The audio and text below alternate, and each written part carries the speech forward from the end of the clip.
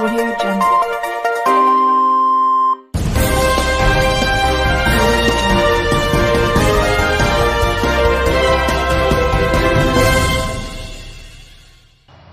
Railway अपघात म्हणजे जे गेले आता रेल्वे अपघातामध्ये गेले हे दुर्दैव आहे, याच्याबद्दल काही प्रश्नच नाही.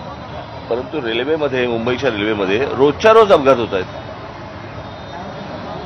असा मला नाही वाटत एकही दिवस असेल की रेल्वेमध्ये अपघात नाही झालाय, कोणाचा हात नाही गेलाय, कोणाचा पाय नाही गेलाय, कोणी गेलेलंच नाहीये, असं एकही दिवस गेलेलं नाहीये. म्हणजे प्रश्न असा आहे की ती रेल्वे चालते कशी, म्हणजे हे जगाला एक आश्चर्यच आहे.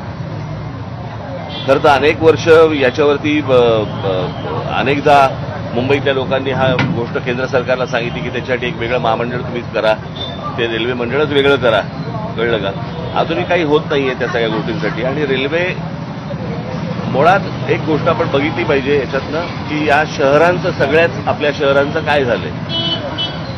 नुसता हा रेल्वेपुरता मध्येच विषय नाहीये. मी त्या दिवशी माझ्या एका मुलाखतीमध्ये पण मी सांगितलं होतं की हा सगळ्या शहरांचा आपल्या विचका झालेला आहे. एक तर रिडेव्हलपमेंटच्या नावाखाली रस्ते नाही आहेत आणि नुसत्या उंच उंच इमारती उभ्या राहत आहेत या सगळ्या ठिकाणी. आणि रस्ते नसल्यामुळे पार्किंगची व्यवस्था नाही, पार्किंगची व्यवस्था नाही म्हणून ट्रॅफिक अडला जातो. कित्येक, मी तुम्हाला तर पुण्यामध्ये पण अनेक ठिकाणी असेल, मुंबईमध्ये तर अनेक ठिकाणी आहे, अनेक ठिकाणी, ठाण्यामध्ये अनेक ठिकाणी, की जर समजा कुठे आग लागली तर फायर ब्रिगेडचा बंब नाही जाऊ शकत तिकडे आतमध्ये. अशी आपली सगळी शहरांची अवस्था झालेली आहे. कोणी शहराचं प्लॅनिंग म्हणून मागे मी म्हटलं होतं, मी टाउन प्लॅनिंग नावाची काही गोष्टच नाही आपल्याकडे.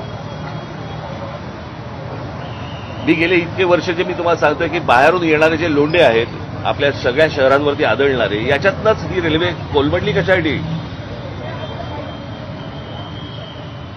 रेल्वेचा बोजवारा उडालेला आहे, सगळ्या अख्ख्या ट्रॅफिकचा बोजवारा उडालेला आहे. लोकांना चालायला फुटपाथ नाहीयेत, ट्रॅफिकसाठी वाहनांसाठी रस्ते नाहीयेत, कोण येतंय कोण जातंय माहिती नाहीये. नुसते तुम्हाला मेट्रो आणि त्या काय ते तुमचे बाकीच्या सगळ्या सोयी सुविधा करतात ना, ते काय मेट्रो आणि काय करतात ते मोनोरेल, ह्याने प्रश्न नाही सुटणार. मुंबईमध्ये मोनोरेल्स आहेत, मेट्रो आहे, सगळ्या गोष्टी रेल्वे आहे, बरोबर आहे. मग गाड्यांचं रजिस्ट्रेशन थांबलं का? टू व्हीलर, फोर व्हीलरचं रजिस्ट्रेशन थांबलंय का? नाही थांबलंय. म्हणजे त्या गाड्या येतातच आहेत. मग हे नक्की मेट्रो कोण वापरतंय, मोनोरेल कोण वापरतंय, कोण काय करतंय, काही कोणी पाहायला तयार नाहीये. सगळेजण फक्त आपले निवडणुका आणि बस प्रचार आणि सगळ्या याच्यातच सगळे गुंतलेले आहेत. शहरं म्हणून याच्याकडे बघायला कोणी तयार नाही. आणि शहरांबद्दल बोललेलं याच्यावरती तुमच्या चॅनलवरती त्याला किंमत नाही.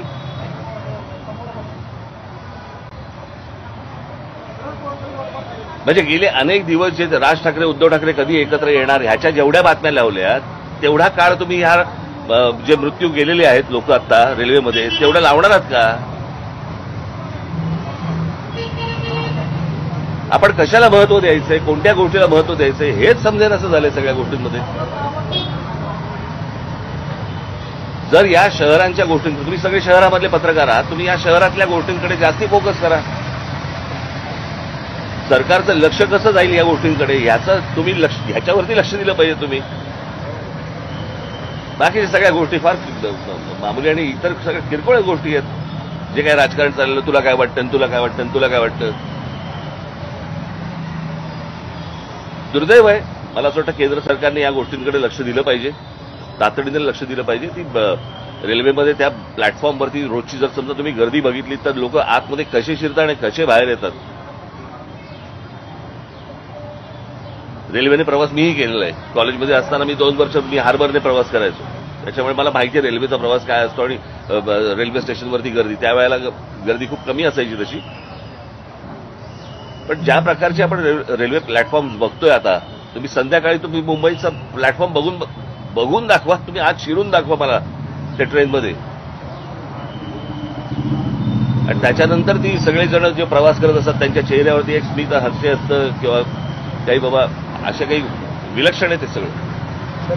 हा अपघात घडला मुंब्रा स्टेशन, बरेचदा प्रवासी तक्रार करतात खूप एक डेंजर कर्व आहे तिथं, म्हणजे बरेचदा दोन गाड्या जेव्हा क्रॉस होतात आणि त्यामुळं हा कर्व असल्यामुळं दोन जेव्हा लोकल क्रॉस करत होते हे ते काय घासले गेले, बरोबर लटकतात बरोबर ना. हे काय नव्याने हा कर्व निर्माण नाही झालाय, हे माहिती आहे ना लोकांचं. कळलं का? रेल्वे मंत्री म्हणून काय करतात?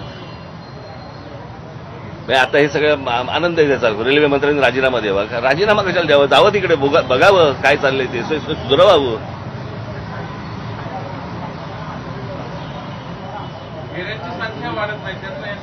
अहो तुम्ही एकदा मुंबईच्या रेल्वेमधून प्रवास करून बघावं, मग तुम्हाला कळेल मी काय म्हणतोय ते.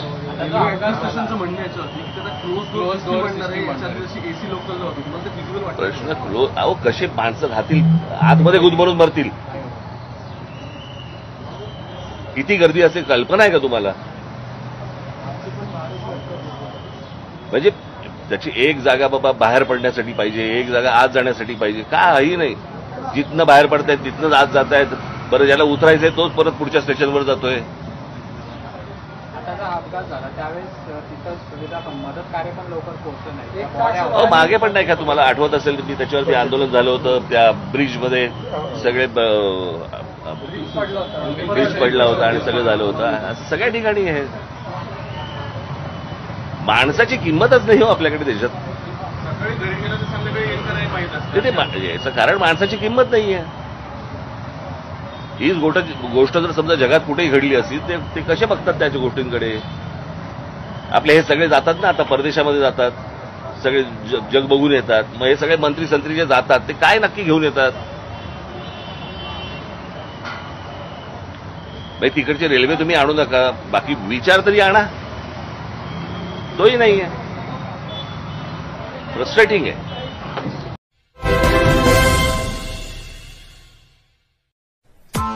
Press the bell icon on the YouTube app and never miss another update. Audio Jungle.